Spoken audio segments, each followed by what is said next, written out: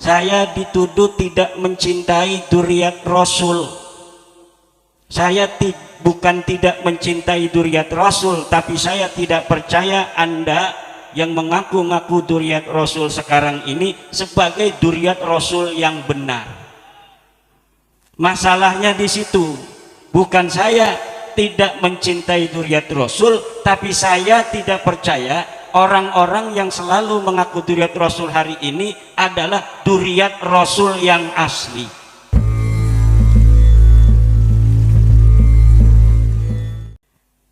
Saya disclaimer dulu bahwa saya berceramah akan menggunakan bahasa Indonesia. Walaupun saya katanya masih ada terah dari Sunda Sumedang, tapi tinggal di Banten Utara. Banten Utara itu ngomongnya bahasa Jawa.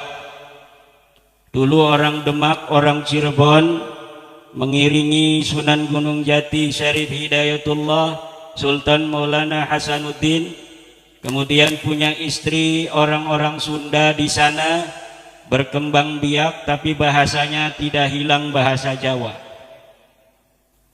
Nanti tahun 1600-an datang dari Sumedang Pangeran Arya Wangsakara, cucu Pangeran Santri dari Sumedang, punya istri di sana di Banten Utara, kemudian beranak pinak, menikah dengan Ratu Maimunah, cucu dari Sultan Maulana Hasanuddin Banten. Hari ini sekitar 3 juta penduduk Banten menggunakan bahasa Jawa yang ada di Banten Utara, mulai dari Bojonegara, Kasemen, Bontang, Tirtayasa, Tanara, Kresek, Kronjo sampai di Mauk. Dari mulai kota Cilegon, Kabupaten Serang, kota Serang, dan 7 kecamatan di Kabupaten Tangerang.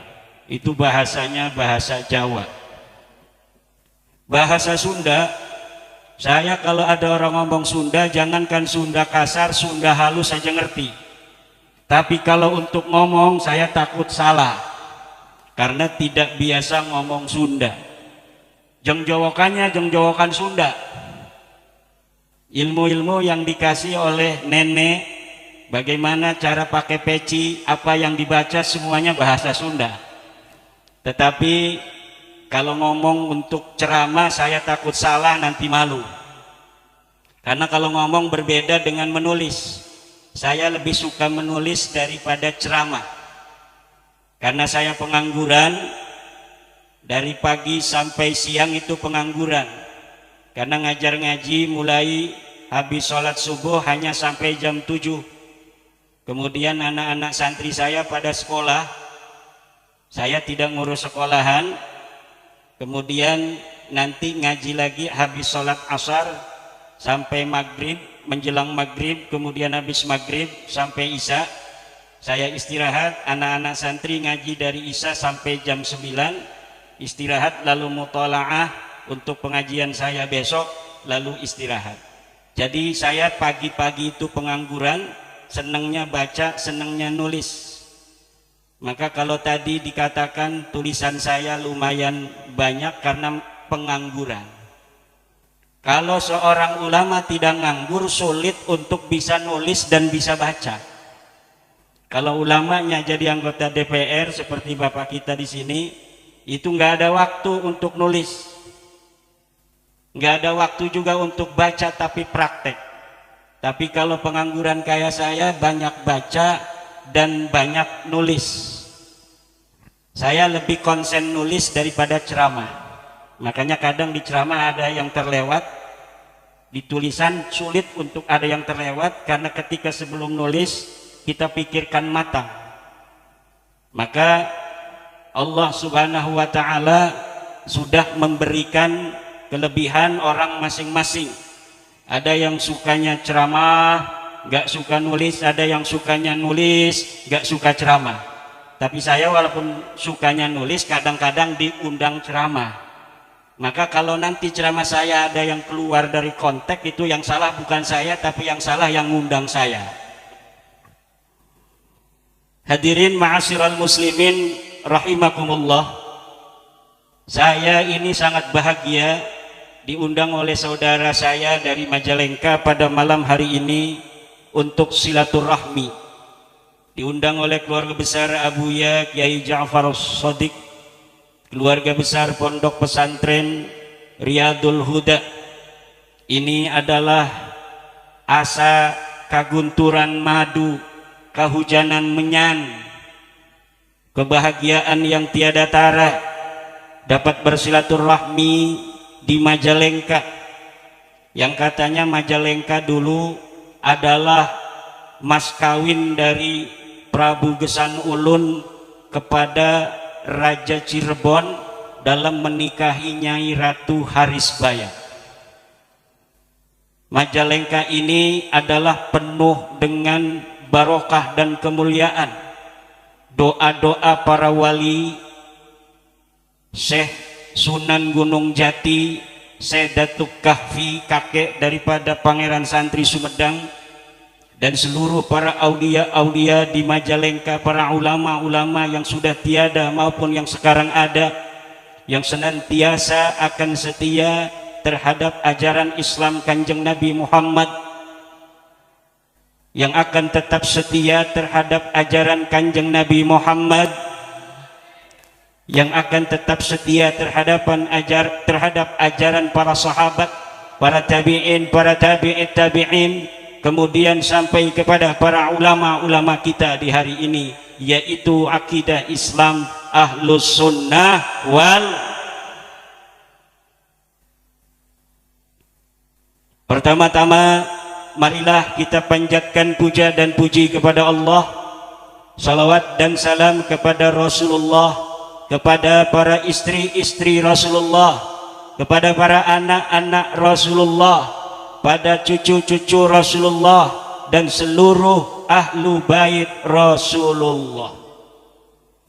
Kita harus mencintai ahlu baitnya Rasulullah. Siapa ahlu baitnya Rasulullah? Ahlu bait, ahlu itu artinya penghuni, bait itu artinya rumah.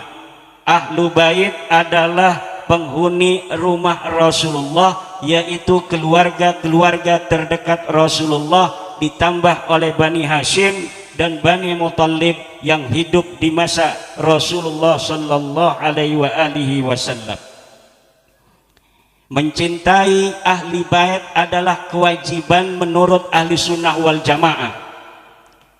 Belakangan ini saya dituduh tidak mencintai ahli bait karena saya meneliti nasab dari para orang-orang yang mengaku sebagai keturunan Rasulullah. Saya dituduh tidak mencintai dzurriyyat Rasul. Saya bukan tidak mencintai dzurriyyat Rasul, tapi saya tidak percaya Anda yang mengaku-ngaku dzurriyyat Rasul sekarang ini sebagai dzurriyyat Rasul yang benar. Masalahnya di situ. Bukan saya tidak mencintai dzurriyyat Rasul, tapi saya tidak percaya orang-orang yang selalu mengaku dzurriyyat Rasul hari ini adalah dzurriyyat Rasul yang asli. Berdasar apa? Berdasarkan penelitian saya tentang nasab-nasab para dzurriyyat Rasul dari kitab-kitab nasab abad ke-4, abad ke-5, abad ke-6, abad ke-7, abad ke-8, abad ke-9. Juga kemudian melihat dari abad ke-10 sampai abad ke-15 hari ini. Dari penelitian saya itu, orang-orang yang selalu mengaku-ngaku bahwa dirinya adalah keturunan Rasulullah ternyata tidak bisa dikonfirmasi bahwa mereka adalah keturunan Rasulullah, yaitu dari mereka yang mengaku sebagai keturunan Alwi bin Ubaidillah, yang Ubaidillah ini mengaku sebagai keturunan Ahmad. Setelah saya teliti di kitab-kitab yang zaman, kitab-kitab yang qaribah, bahwa tidak terbukti bahwa Ahmad bin Isa mempunyai anak bernama Ubaidillah. Saudara-saudara kaum muslimin rahimakumullah, itu nanti aja belakangan. Saya ingin berdoa untuk pesantren ini dulu. Semoga pesantren Riyadul Huda akan berkembang terus sampai hari kiamat, membimbing manusia-manusia, membimbing umat Islam untuk menjaga iman kepada Allah, membimbing manusia untuk menjaga akidah Islam, membimbing masyarakat untuk tetap berada di jalan yang benar, jalan yang diridhai Allah, jalan yang diridhai oleh Rasulullah, jalan yang diridhai oleh para sahabat, oleh para tabi'in, oleh para tabi'it tabi'in, kemudian pada al-a'immah, kemudian para murid-murid al-a'immah, kemudian sampai kepada Abah Yai Ja'far Shadiq di hari ini.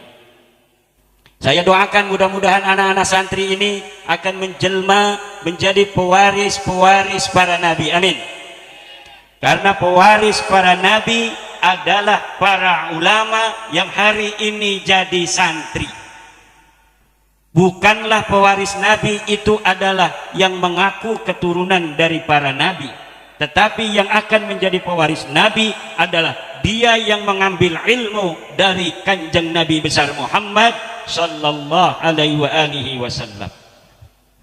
Santri itu adalah menjama'a baina iyyaka na'budu wa iyyaka nasta'in. Orang yang bukan hanya ibadah zahir kepada Allah, tetapi orang yang ibadah batin kepada Allah. Orang yang iyyaka na'budu juga iyyaka nasta'in. Ada orang yang iyyaka na'budu saja, salat, puasa, zakat, tapi batinnya kering daripada nilai-nilai iman dan ma'rifat billah. Ada orang yang iyyaka nasta'in saja, dia mengaji ilmu tasawuf, dia mengaji ilmu ma'rifat tentang zuhud, tentang wara', tapi dia meninggalkan daripada ibadah zahir, maka dia akan menjadi orang-orang yang zindik. Orang yang meninggalkan iyyaka na'budu, maka dia akan menjadi maghdub. Orang-orang yang meninggalkan iyyaka nasta'in, dia akan menjadi orang yang dhalin. Maka untuk mendapatkan siratal mustaqim haruslah menjama'a bainahuma. Orang-orang yang iyyaka na'budu juga dia iyyaka nasta'in. Orang yang ibadah zahirnya kuat tetapi juga ibadah batinnya hebat, barulah dia mendapatkan ihdinas siratal mustaqim. Orang yang mendapat siratal mustaqim, syarat pertama harus iyyaka na'budu, kemudian dia juga harus iyyaka nasta'in. Santri sholat berjamaah oke, marhaban, yes, betul. Puasa oke, manakiban oke.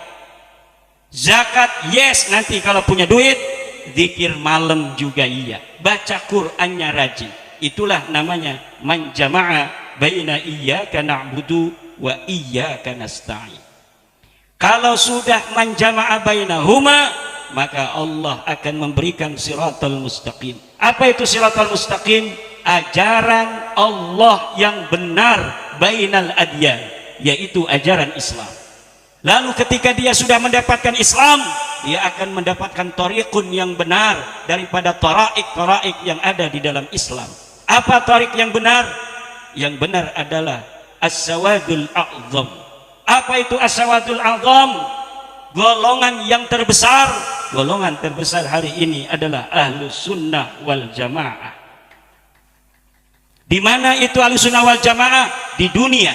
Untuk di Indonesia as-sawadul a'zam itu apa? As-sawadul a'zam di Indonesia adalah nahdlatul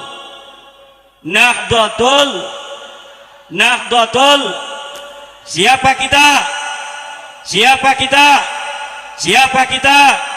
NKRI, Pancasila, Islam selamanya. Harus diulangi lagi. Siapa kita? NKRI, Pancasila, Islam.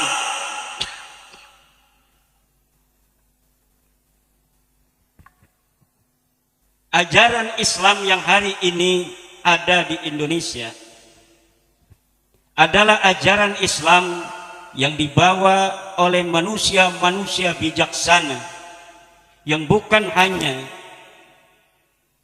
melihat zahirul asya, tapi juga menginsafi bawatinuha. Bukan hanya melihat bagaimana zahir daripada beribadah kepada Allah, tetapi juga mengutamakan kebijaksanaan yang paripurna. Mereka itu siapa? Mereka adalah para wali songo. Wali songo membawa agama Islam ke Indonesia tanpa pertumpahan darah, tanpa adanya paksaan. Sesuatu yang tidak ada paksaan di sana kemudian diterima, maka sesuatu ini akan sulit untuk ditinggalkan. Kalau kita menerima sesuatu dengan paksaan, biasanya kalau pemaksanya ini tidak ada, maka sesuatu itu pun akan dicampakkan kembali. Tetapi para leluhur-leluhur kita membawa agama Islam ke Indonesia, dari mulai Aceh, Medan, kemudian ke Padang, Lampung, ke Banten, ke Jawa Barat, ke Majalengka, kemudian ke Bandung, ke Jawa Tengah, ke Jawa Timur, keliling Indonesia, semuanya dengan hikmah mahaliyah, yaitu kearifan lokal yang tetap dijaga, sehingga kemudian Islam di Indonesia menjelma menjadi Islam yang penuh toleran terhadap orang yang masih mempunyai keyakinan yang berbeda dengan agama Islam. Keniscayaan kita sebagai bangsa Indonesia hari ini adalah bahwa selain kita umat Islam di Indonesia ini, kita bersama dengan saudara-saudara kita yang belum Islam. La ikraha fid din, tidak ada pemaksaan lagi dalam beragama Islam. Siapa yang masih memiliki agama yang lain hari ini di Indonesia tidak boleh dipaksa untuk masuk Islam. Kalau dapat hidayah, alhamdulillah, tapi mereka tidak boleh diintimidasi, mereka tidak boleh dipaksa untuk mengikuti keyakinan kita agama Islam. Kita harus saling hormat menghormati, kita harus saling sayang menyayangi sebagai suatu bangsa Indo. Dan ketika kita merdeka, wahai para Ansor yang lagi ngelamun,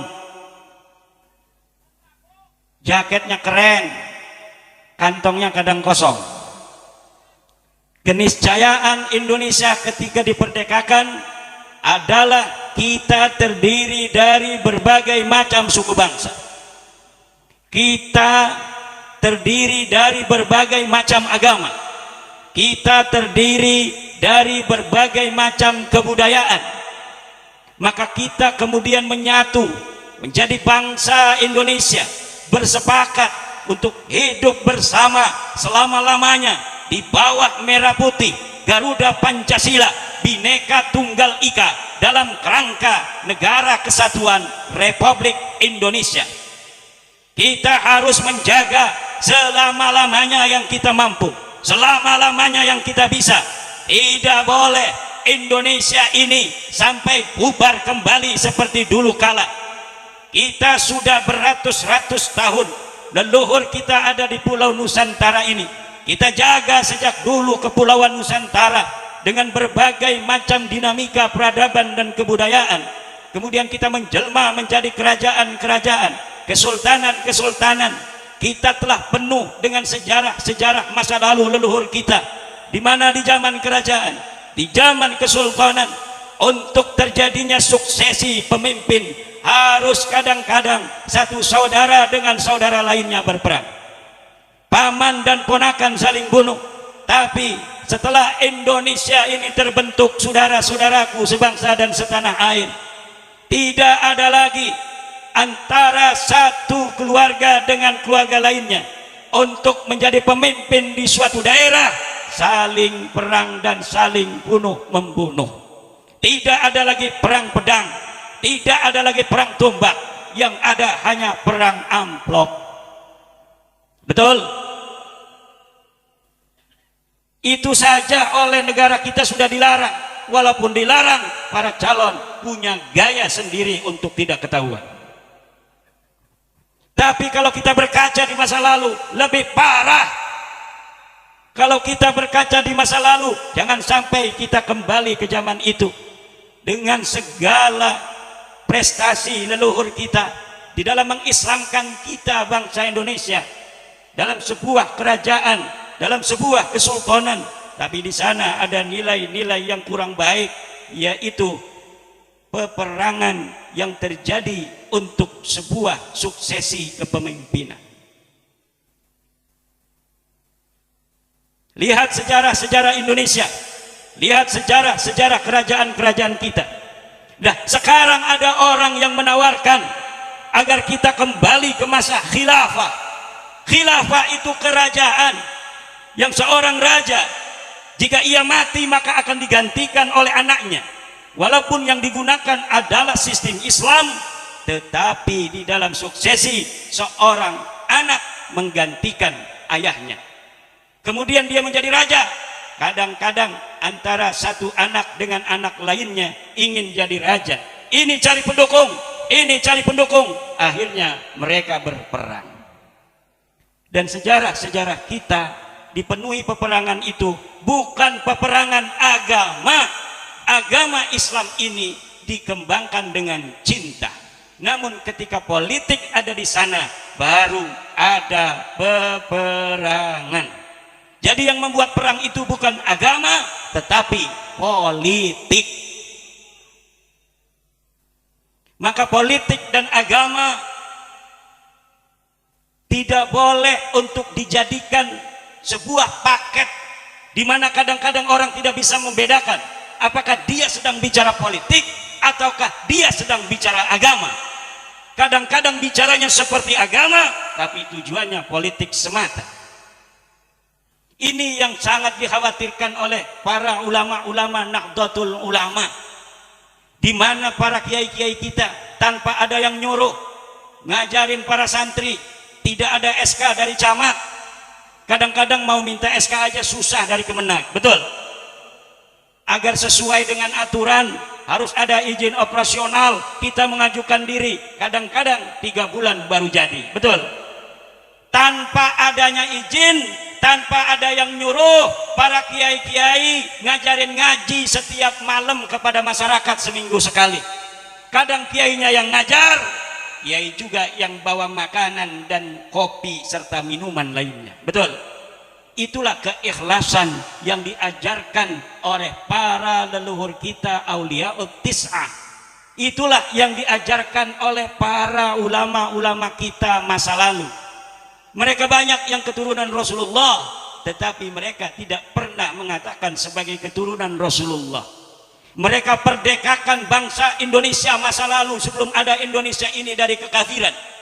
Kemudian mereka bersama-sama orang yang diperdekakan dari kekafiran itu membina umat itu menuju Allah tanpa ada kasta, menuju Allah tanpa merasa mereka lebih berjasa dari yang lainnya. Dilanjutkan oleh para ulama-ulama pelanjut mereka, yang kadang-kadang ulama pelanjut mereka itu adalah keturunan langsung dari para ulama-ulama Auliyaut Tis'ah itu. Namun kadang-kadang keturunannya pun tidak pernah mengatakan bahwa saya adalah keturunan dari Wali Songo. Untuk apa? Agar apa yang telah dilakukan oleh leluhur itu tidak dikotori kalau suatu masa, suatu ketika ada keturunannya yang manhajnya, cara hidupnya berbeda dengan orang-orang yang saleh. Kalau para bangsawan zaman dulu menyematkan gelarnya, kemudian para ulama-ulama zaman dulu yang keturunan Rasul menyematkan gelarnya, kemudian ada anaknya yang jadi supir angkot pakai gelar Syarif Sayyid Husain. Siapa itu? Sayyid Syarif Husain. Apa kerjanya? Supir angkot. Kan kurang keren. Itulah yang dijaga oleh para ulama-ulama kita masa lalu. Dan juga yang demikian itu tidak sesuai dengan ajaran-ajaran Allah, tidak sesuai dengan ajaran-ajaran Al-Quran, tidak sesuai dengan ajaran-ajaran para ulama. Al-Quran mengatakan inna akramakum indallahi atqakum. Siapa orang yang paling mulia, dialah orang yang paling bertakwa. Tidak dilihat lagi siapa dia keturunannya ke atas, tidak dilihat lagi siapa dia ayahnya, dia siapa kakeknya, tapi yang dilihat siapa dia dengan prestasinya. Orang yang jadi kiai itu tidak mesti dia anak kiai. Siapa yang bisa jadi kiai? Dia yang mengambil ilmunya para kiai.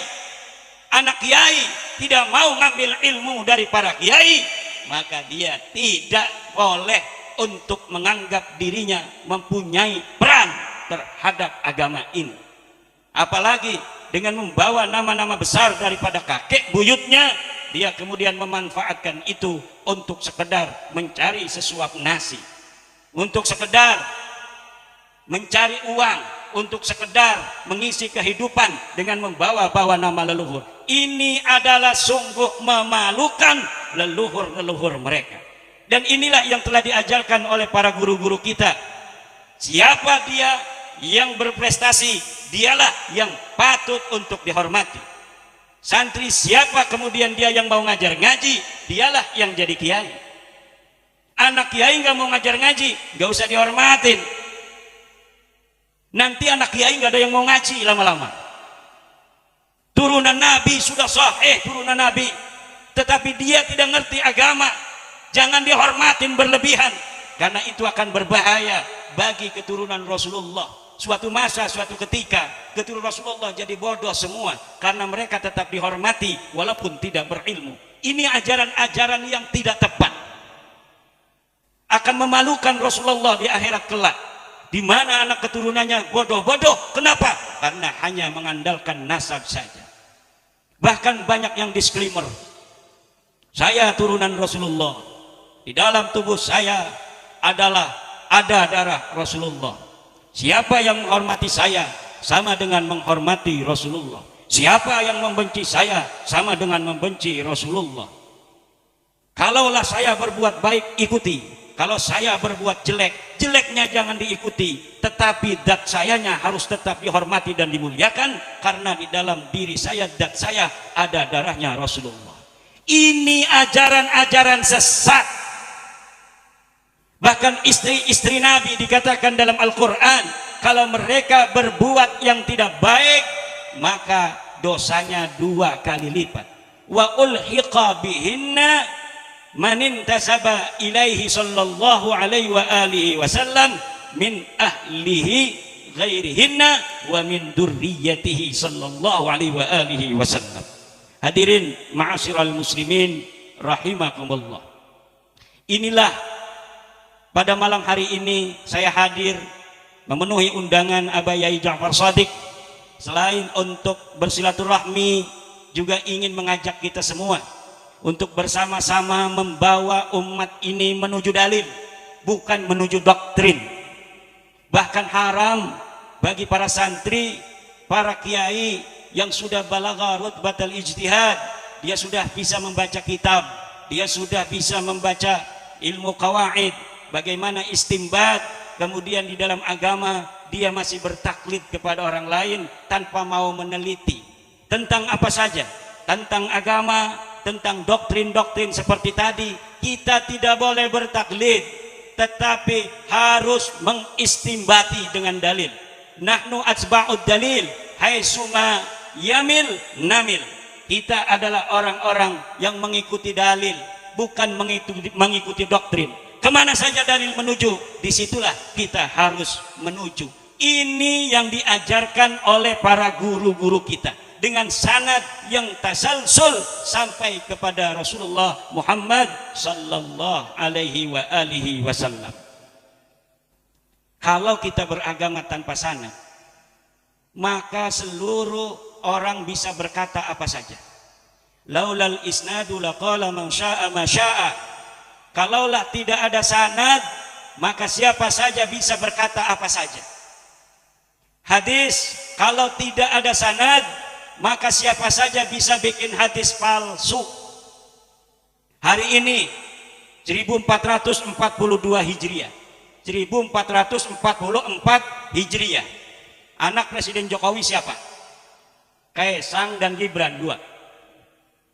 Kalau saya Imaduddin mencatat sekarang, bikin sebuah buku, anak Presiden Jokowi 3, 1 Kaisang, 2 Gibran, 3 Imaduddin. Kalau sekarang saya katakan, pasti ketahuan saya bohong, betul? Tapi kalau buku ini saya taruh di dalam sebuah peti besi, kemudian saya gembok, saya merekin, dibuka tahun 2500 Masehi. 500 tahun lagi dibuka ini kotak besi oleh seseorang yang menggali sepiteng. Kemudian ditemukan sebuah kitab saya itu yang di dalamnya menyatakan bahwa anak Pak Jokowi 3, Gibran, Kaesang, dan Imaduddin. Lalu orang itu membaca, oh berarti Imaduddin yang ada di 2023 yang sekarang banyak keturunannya di Kresek itu adalah keturunan daripada raja besar di Indonesia zaman itu, yaitu namanya Bapak Jokowi. Mulai dari situ kemudian keturunan saya yang ada di Kresek itu akan ganti silsilah menjadi kemudian luhurnya Imaduddin bin Jokowi. Kenapa? Karena ada manuskrip yang baru ditemukan. Kemudian setelah beberapa ratus tahun akan semakin kokoh, akan semakin kokoh, akan semakin kokoh. Nanti tahun 3000 seluruh keturunan saya sudah masyhur dan istifadah bahwa keturunan daripada raja besar di Indonesia yang dulu berkuasa bernama Insinyur Haji Joko Widodo. Lalu tiba-tiba kedengeran nama orang Solo. Di sana katanya di daerah Tangerang, Banten ada keturunan Insinyur Joko Widodo raja besar tahun 2023. Keturunan Pak Kaesang dan Pak Gibran tidak terima. 500 tahun yang lalu sudah dicatat oleh Bapak Jokowi di dalam bukunya, dan ini ada manuskripnya berupa kartu keluarga dari Dukcapil bahwa anaknya Pak Jokowi cuma 2, yang laki-laki yaitu Gibran dan Kaesang. Kemudian ributlah ini tahun 3000 karena keturunan saya juga sudah masyhur di Tangerang sebagai keturunan daripada raja besar Indonesia Bapak Joko Widodo. Kenapa saya bilang itu raja besar? Karena siapa saja yang jadi presiden Indonesia hari ini lebih besar daripada Hayam Wuruk, saudara. Lebih besar kekuasaannya daripada Sunan Gunung Jati, lebih besar kekuasaannya daripada Raden Patah Demak, lebih besar kekuasaannya daripada Raden Wijaya, lebih besar kekuasaannya daripada Raja Aceh. Karena Indonesia ini adalah menjadi pemersatu seluruh kerajaan-kerajaan besar yang dulu ada di Nusantara, sekarang menjadi Indonesia.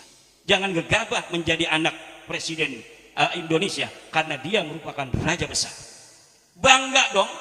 Nanti keturunan saya itu yang sudah ada manuskrip bahwa mereka adalah keturunan daripada Bapak Joko Widodo itu. Tetapi ketika ada yang membatalkan dari Solo keturunan Bapak Jokowi, bahwa dalam manuskrip asli keluarga Pak Jokowi yang ada di Solo tidak ada anak Pak Jokowi namanya Imaduddin, apa yang akan terjadi? Itulah yang banyak terjadi dengan nasab-nasab palsu. Dia bisa untuk syuhra dan istifadah, tetapi syuhra dan istifadahnya disebut dengan syuhratun hadisatun. Kemasyhuran yang baru datang bukan di masa orang itu hidup. Sementara ketika didebatkan nanti oleh keturunan Pak Jokowi tahun 3000 itu, ini berdasarkan buku sejarah Indonesia yang dipelajari di sekolah dasar, bahwa Pak Jokowi punya anaknya 2. Ini dikarang tahun 2900. Ini tahun 2700 ada, ini 2500 ada, ini 2400 ada, ini 2000 sekian ada. Lalu Anda tahun berapa? Ini tahun sekian, adanya di mana? Di Kresek. Lah, ini datanya data mayor, adanya di Solo. Berarti yang menang adalah data mayor. Ada data mayor, ada data minor. Data mayor itu adalah data yang ditulis oleh ulama yang ada di tempat itu. Data minor adalah data-data pembanding yang ditulis oleh orang-orang yang di luar itu. Ada data primer, yaitu data-data yang ditulis pada zaman di mana tokoh itu ada. Ada data sekunder, yaitu data yang ketika data primer itu tidak ditemukan, maka data sekunder yang ditulis setelah orang itu ada beberapa masa yang paling dekat, itu juga bisa dijadikan sebagai patokan. Inilah di dalam tradisi ilmiah, baik di kampus maupun di pesantren sudah ada. Jangan disamakan dengan hadis. Hadis katanya dikodifikasi, ditadwin itu pada abad ketiga. Kata-kata Rasul ada di 1 Hijriah, tetapi dicetaknya, ditulisnya abad ketiga, 300 tahun setelah itu. Berarti katanya tidak bisa dong ini dikatakan hadis asli. Karena apa? Karena tidak ada kitab yang ditulis di zaman Nabi. Ini goblok cara berpikirnya.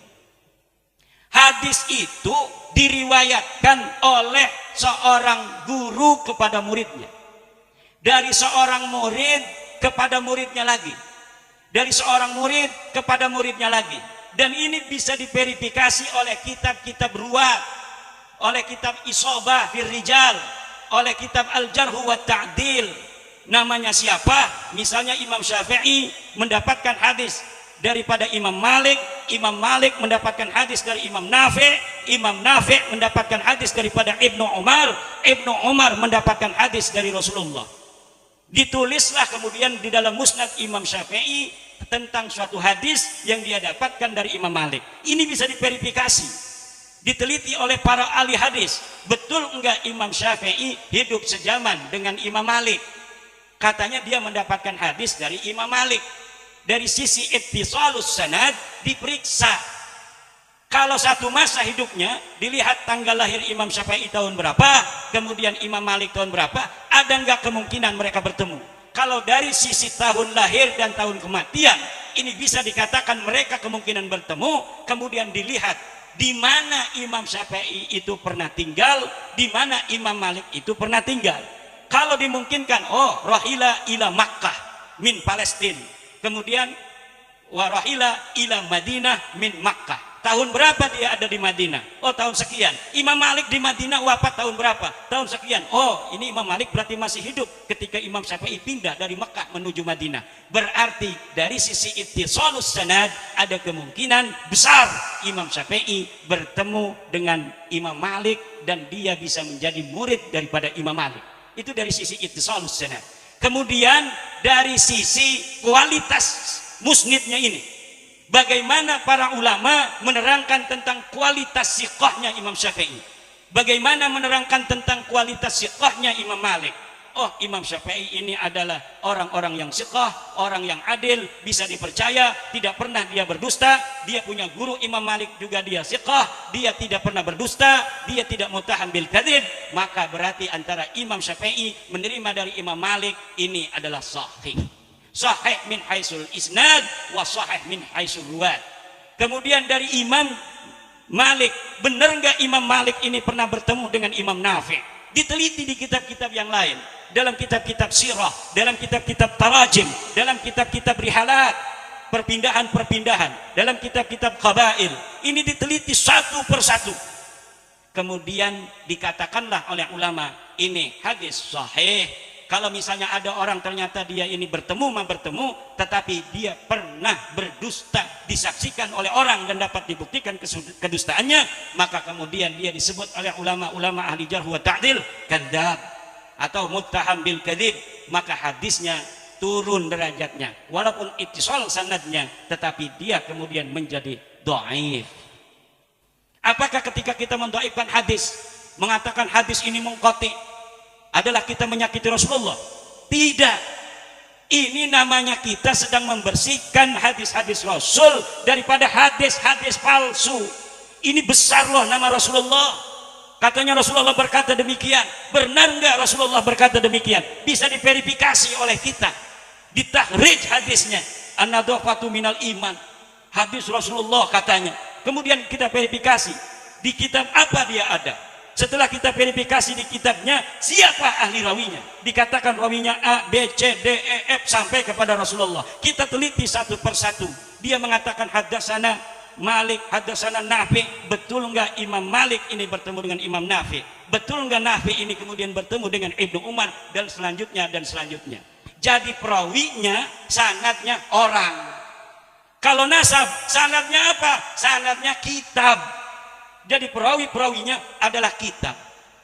Apabila sekarang ada orang yang mengatakan mereka adalah keturunan Rasul, harus diverifikasi di kitab-kitab yang ada di setiap kurun, di kitab-kitab yang ada di setiap abad. Banyak sekali dalam satu abad ditulis kitab-kitab nasab. Kemudian pengakuan ini kita verifikasi. Dia mengaku ini Ubaidillah anaknya Ahmad, misal. maka kemudian kita verifikasi. Ahmad ini lahir tahun berapa? Wafat tahun berapa? Ketika kita mengetahui tahun wafatnya, kemudian kita verifikasi di kitab yang sama abadnya. Kenapa yang dipentingkan adalah tahun wafatnya? Karena kadang-kadang ketika ditulis sebuah kitab, dia masih hidup, ditulis anaknya cuma 3, tapi kemudian setelah itu kitab sudah dicetak, dia nikah lagi, punya anak baru, tidak tercatat di dalam kitab yang sudah ditulis. Maka lihat kitab-kitab yang ada setelah orang itu meninggal untuk memverifikasi apakah kitab yang ditulis ketika dia masih hidup dengan kitab yang ditulis dia setelah tiada, apakah sama atau ada tambahan. Ketika sudah diketahui bahwa tidak ada tambahan dari abad ke-4, abad ke-5, abad ke-6, abad ke-7, abad ke-8, semuanya sepakat tidak ada orang yang bernama Ubaidillah. Lalu di abad 9 ada orang namanya anaknya Ahmad Ubaidillah. Berarti ini ketahuan bahwa ini adalah dakhilun da'iyun. Ini adalah penyusup yang mengaku-ngaku. Itu bisa diverifikasi daripada kitab-kitab Al-Qadimah. Hadis sekarang yang ada di kita, hadis Bukhari, itu dicetak abad ke-3 Hijriah. Tapi sebelumnya itu sudah ada perawi-perawinya sampai kepada Rasulullah. Dan disebutkan ini rawinya anu, rawinya anu, rawinya anu. Diteliti dalam kitab-kitab tentang nama-nama, kemudian orang ini siqah, maka itu sudah cukup. Tapi kalau nasab tidak ada perawinya. Perawinya siapa? Perawinya kitab-kitab. Kalau tidak ada di kitab-kitab itu, berarti pengakuan itu tidak berdasar. Orang yang mengaku keturunan Raja Pajajaran, Prabu Siliwangi, harus ada manuskripnya.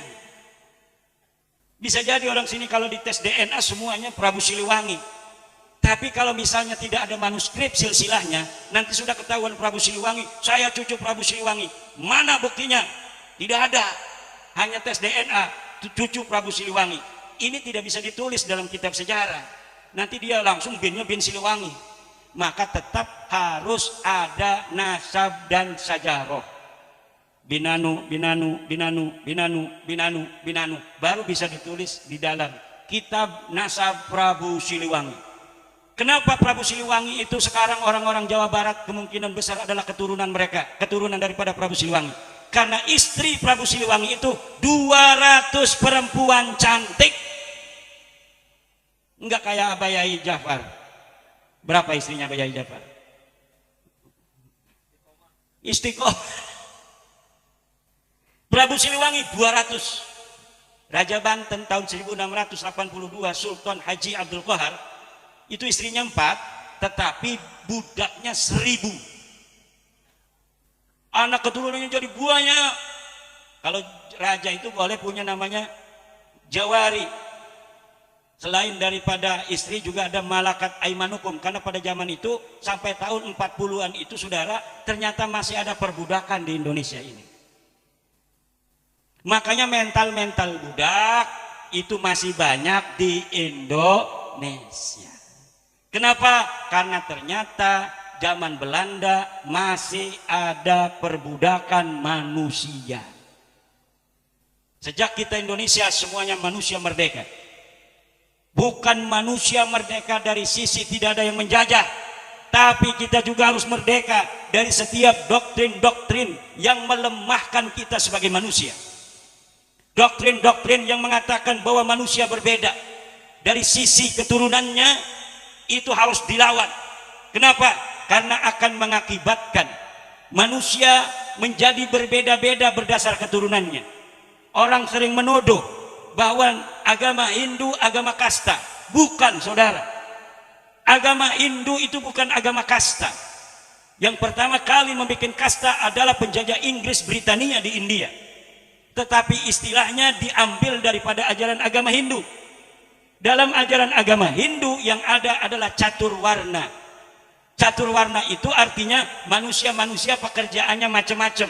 Ada yang jadi Brahmana, ada yang menjadi kesatria, ada yang menjadi Waisya, ada yang menjadi Sudra. Itu adalah tingkatan manusia, bukan berdasarkan keturunannya menurut agama Hindu. Orang Sudra sekarang dia kerjanya hanya menjadi pekerjaan rendah, tapi apabila dia punya anak mau bekerja keras, dia bisa naik menjadi waisa. Dia dari waisa kerja keras, mau dia daftar PNS di kerajaan, maka dia bisa naik menjadi kesatria. Jadi polisi ganteng-ganteng kayak polisi kita, saya lupa tadi menghormati karena saya takut sama banser aja dari tadi. Ada tentara-tentara kita, petani di Indonesia bisa jadi tentara, petani bisa menjadi seorang polisi, siapa saja bisa menjadi apa saja.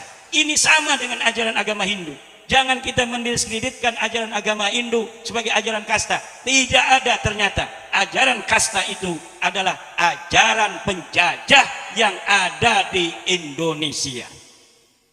Pada tahun 1800-an di Indonesia sama seperti India, tetapi karena mayoritasnya di Indonesia ini adalah Islam, maka ajaran agama Hindu nama-namanya tidak diambil. Di India karena mayoritasnya Hindu, istilahnya diperkosa. Istilah agama Hindu untuk catur warna itu diambil untuk kasta. Berdasarkan keturunan, seorang Brahmana hanya dilahirkan oleh seorang Brahmana. Ini ajaran penjajah Inggris. Kalau dia adalah seorang kesatria, haruslah anak dari seorang kesatria. Selain anak seorang kesatria, tidak boleh jadi kesatria. Begitu pula dari waisa, anak waisa. Anak sudra hanya menjadi sudra selama-lamanya sampai kiamat. Ini ajaran Inggris, bukan ajaran agama Hindu. Ajaran agama Hindu diambil oleh penjajah untuk pembodohan kepada para orang-orang yang dijajah di India. Di Indonesia 3. Kasta pertama adalah kasta Eropa. Siapa saja yang lahir dengan rambutnya pirang, kulitnya bule, maka dia menjadi kasta pertama yang mendapatkan privilege dari Belanda. Kasta kedua adalah orang Arab, orang India, orang Cina. Siapa saja yang terlahir dari orang Arab, orang Cina, orang India mendapatkan kasta kedua. Yang terakhir adalah pribumi, inlander, dan anjing. Makanya sering di zaman penjajahan ada kata-kata pribumi dan anjing tidak boleh masuk. Itu bukan hanya omongan halusinasi, tetapi dapat dibuktikan oleh dokumen-dokumen sejarah. Dan itulah yang menjadikan kita hari ini masih banyak bermental-mental inlander. Bermental-mental inlander yang inferior kalau berhadapan dengan orang dari bangsa lain. Ketemu dengan bule di Borobudur, kita pengen foto. Padahal si bule bukan siapa-siapa. Dia hanya turis miskin, datang ke Indonesia pas-pasan. Kadang-kadang dia jadi gelandangan di Bali, tapi karena kita inferior, merasa orang bule itu superior, akhirnya kita pengen foto, bangga sekali foto dengan orang bule.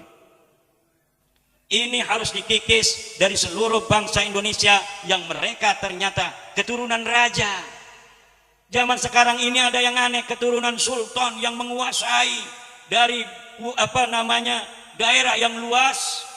Leluhurnya itu banyak jasa mengislamkan manusia, kemudian menjadi tukang payung dari orang yang dari keturunan. Karena dia main keturunan, kita main keturunan. Yang dulu keturunannya hanya menjadi tenaga kerja datang ke Indonesia. Ini turunan raja ini mayungin daripada turunan tenaga kerja yang karena dia nggak punya ongkos balik, dia terpaksa hidup di Indonesia sampai sekarang. Ini yang terjadi, saudara, mental-mental inlander ini. Kenapa? Karena walaupun dia turunan raja zaman dulu, sudah kena erupsi daripada penjajahan. Akhirnya apa? Akhirnya mental jiwa kesatrianya hilang, mental daripada bangsawannya hilang, yang ada adalah mental inlander. Mental-mental pribumi yang diciptakan oleh Belanda harus tunduk kepada orang-orang yang kastanya lebih tinggi daripada dia. Ini yang harus menjadi perhatian ulama. Wajib bagi para ulama, bagi para santri untuk menjaga umat Islam ini agar merdeka, bukan hanya merdeka dari penjajah, tapi dari doktrin-doktrin sesat yang mirip dengan doktrin-doktrin penjajah. Bahkan walaupun doktrin ini berdasarkan berbungkus agama, harus kita lawan. Kita verifikasi kembali dalil-dalil yang mereka pakai untuk mendoktrin umat agar menjadi anak buahnya. Kita harus verifikasi kembali kebenaran, kesahihan dari setiap hadis yang mereka ungkapkan agar kita tunduk dan patuh menghormati mereka. Kenapa? Karena ini dimanfaatkan untuk mereka dan golongan mereka untuk memperbudak kita. Dan omongan ini mungkin belum bisa banyak diterima dan dipahami oleh para ulama. Dan saya memohon para ulama untuk beristikharah, kemudian merenung, ngambil kitab, kemudian memverifikasi setiap dalil-dalil yang berkaitan dengan apa yang telah saya sebutkan, lalu ambil kesimpulan. Insya Allah hasilnya akan sama dengan perenungan saya, bahwa ada masalah dalam doktrin-doktrin mencintai dzurriyyat Nabi. Ada masalah dalam doktrin-doktrin kita mencintai ahlu bait Nabi. Ada dalil-dalil yang diperkosa dari dalil-dalil yang khusus untuk ahli bait Nabi yang ada di masa Nabi, kemudian digunakan untuk kepentingan mereka agar manusia-manusia taat dan tunduk pada mereka, untuk kemudian digunakan bukan hanya untuk kegunaan agama tapi juga untuk kegunaan politik. Ini yang harus kita beri pemahaman, kesadaran kepada masyarakat. Insya Allah kita berada di dalam siratal mustaqim karena demi cinta kita kepada umat Islam, cinta kita terhadap agama Islam, dan cinta kita kepada dzurriyyat Nabi, cinta kita kepada ahli bait Nabi, cinta kita kepada kanjeng Nabi besar Muhammad sallallahu alaihi wasallam.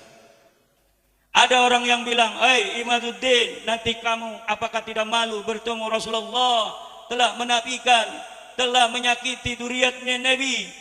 Di saat nanti orang-orang akan memohon syafaatnya kanjeng Nabi, engkau tidak akan dilihat kalau engkau menyakiti daripada turunan Nabi. Tobatlah."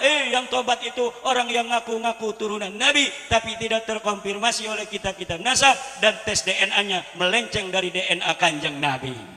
Itu yang harus dia tobat. Ini diam aja, ini nggak setuju ya?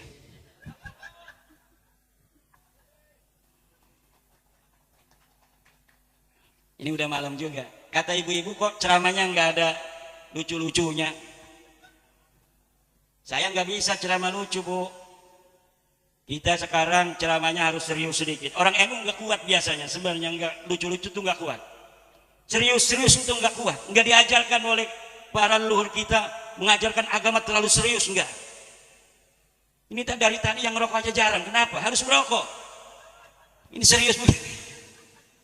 Harus nyantai. Kita diajarkan dari zaman dulu memahami agama santai, sehingga tidak terasa kita diajarin, masuk sendiri ke otak kita. Saya belajar mondok 12 tahun, itu tidak ada guru saya mewajibkan sholat tahajud. Tapi kalau hari ini kita meninggalkan tahajud, rasanya kita rugi luar biasa, betul? Padahal tidak ada sholat tahajud berjamaah guru-guru kita di pondok, nggak ada. Hanya memberikan tauladan. Ini fadilah sholat tahajud di dalam kitab-kitab yang menerangkan tentang fadilah sholat tahajud. Nanti orang-orang santri-santri itu akan tergerak sendiri ingin menjajal tahajud. Kemudian dia jajal lagi, dia jajal lagi. Setelah dia menjajal 3 malam, 4 malam begitu indah, maka dia tidak akan tinggalkan seumur hidupnya. Zaman sekarang ada yang mewajibkan sholat duha berjamaah, sholat tahajud berjamaah jam 2 malam lagi turun dibangunin. Ya terpaksa sholat tahajud. Ketika dia keluar dari pondok pesantren, dia balas dendam seumur hidup, tidak mau tahajud lagi. Ada nggak begitu? Ada. Dia kundung karena dia terpaksa. Makanya hal-hal yang sunnah jangan diwajib-wajibin. Hal-hal yang wajib jangan sampai disepelein. Kita para santri, para ulama menjaga nilai-nilai ini, dan ternyata apa yang diajarkan guru-guru kita ini adalah ajaran yang paling lurus. Makanya NU terakhir salamnya itu wallahul muwaffiq ila aqwami thoriqin, wassalamu alaikum warahmatullahi wabarakatuh. Ini belum selesai, lagi contoh. Ada yang ihdinas siratal mustaqim, baru assalamualaikum. Ada lagi yang apa? Billahi taufiq wal hidayah, baru kemudian salam. Tapi kalau NU, wallahul muwaffiq, Allah yang memberi taufik ila aqwami tariqin, pada jalan yang paling lurus. Bukan hanya lurus, paling lurus. Karena siratal mustaqim itu belum tentu aqwamit tariq. Siratal mustaqim ini Islam. Sekarang ada Islam Ahlussunnah wal Jamaah, itu siratal mustaqim. Ada Islam Syiah, itu siratal mustaqim. Ada Islam Jabriyah, siratal mustaqim karena Islam. Tapi belum tentu aqwamit tariq. Tariq itu adalah pecahan daripada sirat. Siratal mustaqimnya Islam itu musuhnya Yahudi Kristen. Kalau orang sudah punya siratal mustaqim, berarti dia bukan Yahudi, bukan Kristen. Di dalam siratal mustaqim ada taraik, ada jalan-jalan, ada jalan Ahlussunnah wal Jamaah kita NU, ada jalan daripada Syiah, ada jalan Khawarij, ada jalan Mu'tazilah, ada jalan Jabriyah, ada jalan Qadariyah dan sebagainya. Nah, aqwami tariq adalah Ahlussunnah wal Jamaah An-Nahdiyah. Kenapa? Karena sekarang ahli sunnah juga dirampok oleh orang-orang Wahabi, ngakunya dia bukan mujassimah lagi. Sekarang ngakunya mereka juga ahlus sunnah wal jamaah. Makanya Kiai Ma'ruf Amin menambahi istilah sunnah dengan ahlus sunnah wal jamaah an-nahdiyah. Makanya saya mengarang kitab Al-Fiqratun Nahdiyah. Artinya pemikiran-pemikiran ahli sunnah nahdiyah seperti yang digariskan oleh ulama-ulama kita.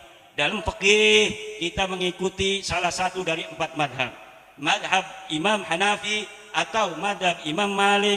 Daripada tasawuf, Imam Ghazali dan Imam Junaid Al-Baghdadi. Kenapa harus Imam Junaid dan Imam Ghazali? Karena tasawufnya tasawuf sunni man jama'a baina al-fiqhi wat tasawuf. Karena orang yang berfikih tapi dia tidak bertasawuf, maka dia menjadi fasik. Orang yang bertasawuf tapi dia tidak berfikih, dia menjadi zindiq. Orang yang mengambil kedua-duanya adalah muhaqqiq. Man tasawwafa wa lam yatafaqqah faqad tazandaqa, wa man tafaqqaha wa lam yatasawwaf faqad tafassaqa, wa man jama'a bainahuma faqad tahaqqaqa. Inilah Nahdlatul. Makanya tarekat-tarekat yang macam-macam muter-muter segala itu hati-hati. Ini saya lihat Les Bumi, ini kadang-kadang memperlihatkan atau mendukung tasawuf-tasawuf yang tidak berafiliasi terhadap Imam Al-Ghazali dalam Ihya dan Bidayatul Mujtahid, juga tidak terafiliasi terhadap pendapat-pendapat Imam Junaid Al-Baghdadi, yaitu tasawuf-tasawuf yang ghulu, tasawuf-tasawuf yang terlalu berlebihan, tasawuf-tasawuf yang mengarah kepada zindik lebih dekat daripada kepada sunnah. Maka tasawuf kita, tasawuf NU adalah tasawufun sunniyun yang hanya berafiliasi dari ajaran-ajaran Imam Ghazali, yang nanti tarekatnya ada dari Syekh Abdul Qadir Jailani karena beliau adalah murid daripada Imam Al-Ghazali. Tarekat Qadiriyah, tarekat Naqsyabandiyah, tarekat Syadiliyah, tarekat Syatariyah, itu adalah tarekat-tarekat yang mu'tabarah, yang bermuara kepada Imam Al-Ghazali dan Imam Junaid Al-Baghdadi. Tarekat yang tidak di dalam sanad melewati dua ini, itu tidak dianggap mu'tabarah di dalam Nahdlatul Ulama. Ini juga yang harus diperhatikan oleh Jatman. Setiap ada thariqah yang daftar kepada Jatman, thariqah baru yang dibawa ke Indonesia, harus dilihat sanad silsilah daripada thariqah itu apakah melewati Imam Al-Ghazali atau Imam Junaid Al-Baghdadi. Kalau tidak melewati keduanya, maka thariqah itu thariqatun ghairu mu'tabaratin, thariqah yang tidak mu'tabarah. Untuk terakhir, karena saya diminta untuk mengijazahkan kitab-kitab tulisan saya, juga sanad ijazah ini, karena dalam ijazah itu ada dua cara. Itu ijazah dengan langsung membaca kitabnya sampai tamat. Ada juga ijazah yang diberikan kepada murid dengan ijazah amah, bahwa nanti dia bisa untuk mengambil nama daripada yang mengijazahkan sebagai bagian daripada sanadnya di dalam ilmu atau sanadnya di dalam kitab yang dia karang. Maka oleh karena ini mohon izin kepada Buya Yai Ja'far Shadiq dan kiai-kiai lain yang hadir, saya mohon izin untuk mengijazahkan kitab-kitab yang saya karang kepada para hadirin yang hadir, juga nanti para hadirin bisa mengijazahkannya kepada murid-muridnya dengan mengittisalkan sanadnya kepada muallif, yaitu saya sendiri. Nanti apabila saya menyebutkan sighah daripada ijab, nanti para hadirin kiai menjawab dengan qabiltu. Ila hadrati nabina wa habibina wa syafi'ina wa maulana Muhammadin sallallahu alaihi wasallam wa ala alihi wa sahbihi sadati Nabi Bakr Siddiq wa Umar Usman wa Ali ridwanullah wa jami'i azwajin Nabi sallallahu alaihi wasallam Sayyidatina Khadijah al-Kubra, Sayyidatina Aisyah al-Ridha, Sayyidina Hafsah, Sayyidina Zainab, wa Sayyidina Zainab, wa Sayyidatina Ummi Salamah, Sayyidina Ummi Habibah, wa Sayyidina Sauda, wa Sayyidina Juwairiyah, Sayyidina Maria al-Qibtiyah radhiyallahu ta'ala anhunna, jazahunallahu anna anil Islam wal muslimin ahsanal jazaa, wa jami' auladihi sallallahu alaihi wasallam, khususnya Sayyidatina Fatimah az-Zahra al-Batul, wa jami' asbatihi sallallahu alaihi wasallam, khususan Sayyidina Al-Hasan wa Sayyidina Al-Husain wa jami'i ahli Badrin wa jami'i ahli Uhudin wa jami'i ahli Bait Ridwan wa jami'i baqiyati sahabati Rasulullah sallallahu alaihi wasallam minal muhajirin wal ansar, khususan ila jami'il asyarah al-mubasysyirin lahum bil jannah. Syaulillahi lahumul Fatihah.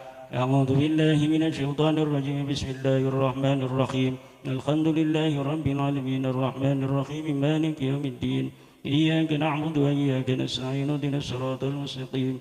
Shiratal ladzina an'amta 'alaihim ghairil maghdubi 'alaihim waladdallin. Amin ya amin ya Allah ya rabbal alamin.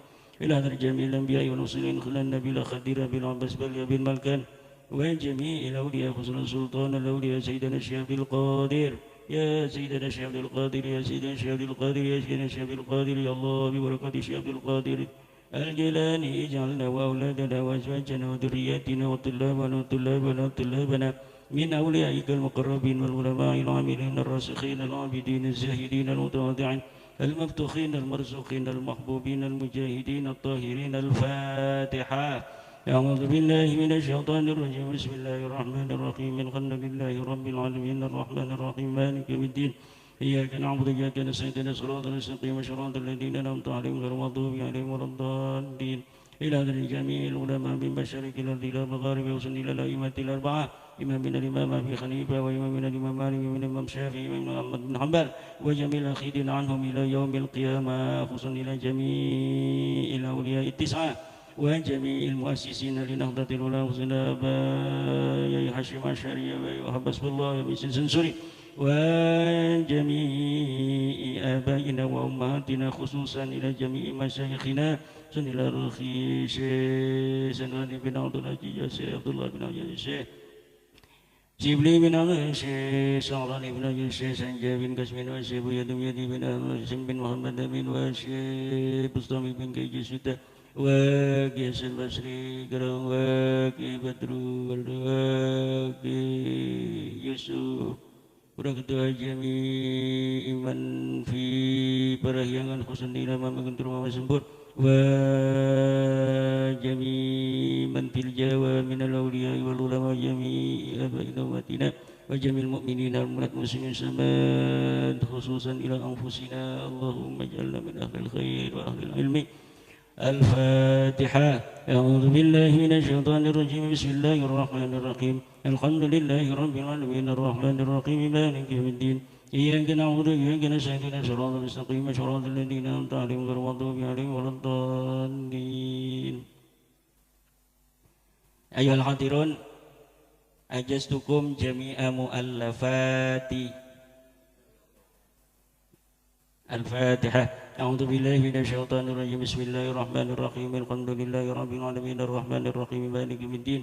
إياك نعبد وإياك نستعين اهدنا الصراط المستقيم صراط الذين أنعمت عليهم غير المغضوب عليهم ولا الضالين. Amin amin amin. Moga manfaat ilmu kita, manfaat semua.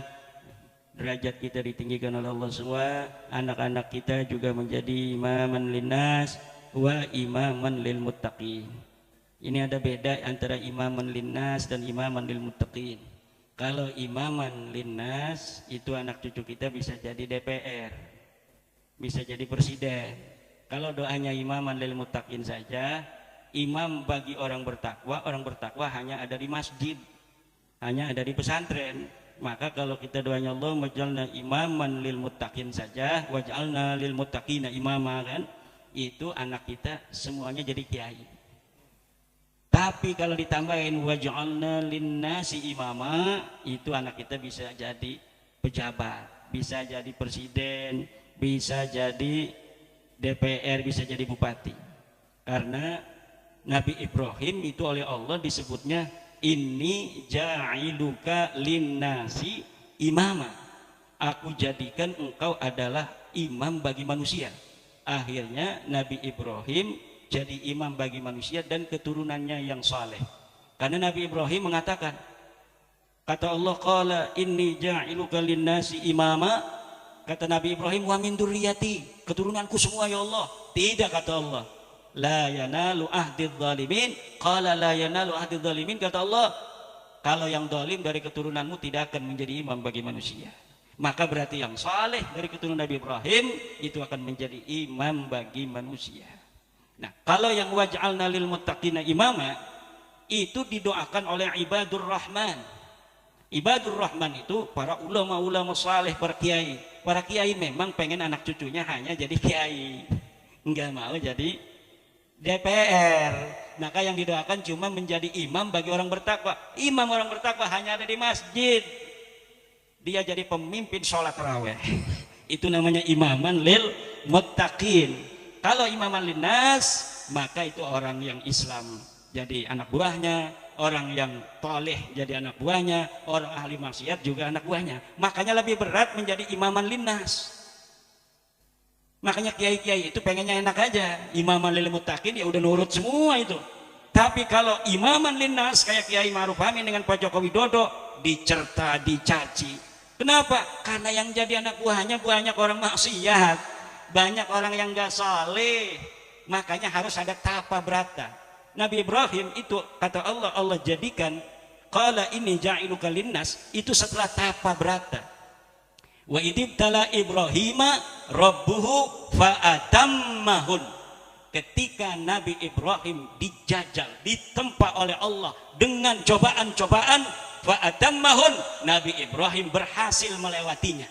Baru kemudian qala inni ja'iluka linnas, karena engkau telah selesai selamat dari ujian, lulus dari ujian, maka aku jadikan inni ja'iluka linnasi imama. Makanya banyak jarah dimakan para wali. Tanyain Pak Jokowi apa sering jarah, nggak tahu saya kan, tapi kira-kira menurut saya itu tukang jarah, tukang tapak, tukang tafakur menjadi seorang raja besar di Indonesia dari Sabang sampai Merauke 270 juta bukan sesuatu yang mudah. Lebih hebat dari Hayam Wuruk, lebih hebat daripada Raja Aceh Malikus Saleh, lebih hebat dari Sunan Gunung Jati Syarif Hidayatullah yang hanya wilayah Banten dan wilayah Cirebon, wilayah Majalengka, lebih hebat daripada Prabu Siliwangi Presiden Jokowi itu. Maka menjadi turunan Presiden Jokowi itu lebih hebat daripada turunan Prabu Siliwangi, saudara-saudara. Makanya awas, hati-hati nih tukang-tukang sejarah, jangan sampai nanti Madudin nyantolin jadi apa cucunya atau anaknya Pak Jokowi seperti tadi itu. Karena sekarang banyak yang orang nyantolin karena dia sudah berprestasi, kemudian dia supaya lebih hebat bikin cantolan-cantolan nasab itu. Bahkan kuburan-kuburan baru banyak sekarang yang didirikan untuk agar supaya dianggap leluhurnya itu banyak jasa di negeri kita. Padahal prestasi leluhurnya ketika hidup tidak ada, dibikin-bikin ceritanya. Sekarang sejarah proklamasi diubah. Siapa yang menentukan hari proklamasi? Siapa yang menjadi pencetus hari proklamasi? Siapa yang mencetus Nahdlatul Ulama? Semuanya dirubah oleh orang-orang yang gila hormat, orang-orang yang dia sekarang pengen dihormati dengan cerita-cerita palsu tentang jasa-jasa leluhurnya di masa lalu. padahal ketika hidup leluhurnya hanya jadi seorang pengkhianat. Tetapi mereka sekarang ingin dimuliakan, ingin dihormati. Hati-hati, sejarah kita harus dijaga, jangan sampai dirubah. Kalau sedikit ada orang ceramah membuat sejarah-sejarah yang tidak sesuai dengan fakta sejarah, harus langsung anak-anak NU, anak-anak Ansor, anak-anak Pagar Nusa bikin video tandingannya agar sejarah palsu ini jangan menyebar di tengah masyarakat tanpa ada yang mengkoreksinya.